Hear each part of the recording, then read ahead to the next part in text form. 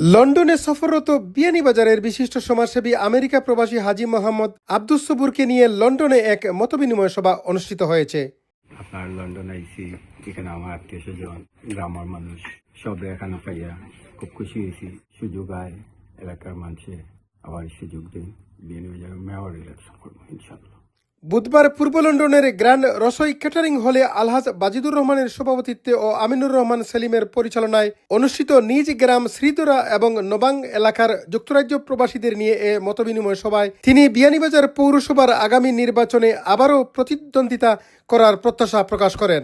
এ সময় উপস্থিত এলাকাবাসী হাজী মোহাম্মদ আব্দুস সবুরের বাবা বিয়ানীবাজারের সর্বজন সমাদৃত শ্রদ্ধার্ঘ সম্মানিত সমাজসেবী প্রয়াত হাজী আব্দুর রহিম বচন হাজির মতো এলাকার উন্নয়নে তাকে জনপ্রতিনিধি হিসেবে নির্বাচিত করার আহ্বান জানানো হয়। আমরা গ্রামের সবুজ সব ইচ্ছা পোষণ করছেন পৌরসভার মেয়র হওয়ার লাগে।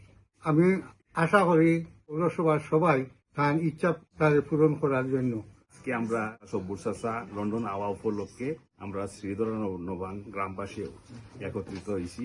আগামীতে আমরা চাই মোতায়েন বিয়ানীবাজার পৌরসভার নেতৃত্ব দিতা আমরা সাপোর্ট থাকবো ইনশাআল্লাহ। বাজারের একজন প্রবীণ মুরব্বী আসলা তানোর আব্বা, এবং তানোর আব্বার অনেক অবদান বিয়ানীবাজার আছে।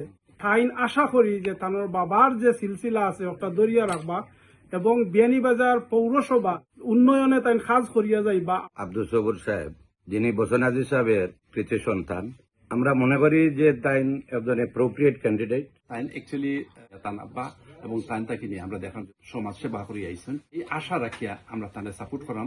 এ সভায় অন্যান্যের মধ্যে উপস্থিত ছিলেন আবুল খায়ের, শাহেদ আহমদ, কবির মাহমুদ, আলতাফ হোসেন, আব্দুল সালাম, রফিক উদ্দিন, আব্দুল আহাদ, নজরুল ইসলাম কাজল, আহমদ মোস্তাক, আব্দুল বাতিন, আব্দুল জলিল ও আরো অনেকে।